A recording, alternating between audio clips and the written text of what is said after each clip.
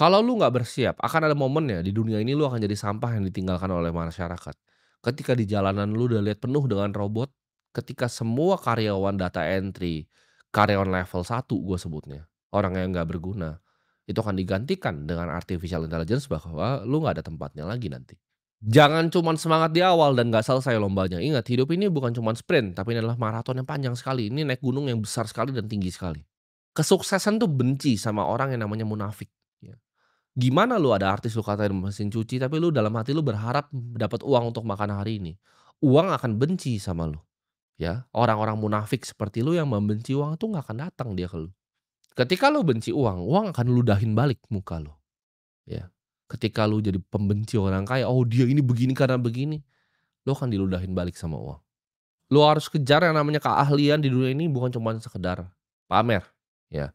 Investasi di ilmu bukan investasi untuk pamer.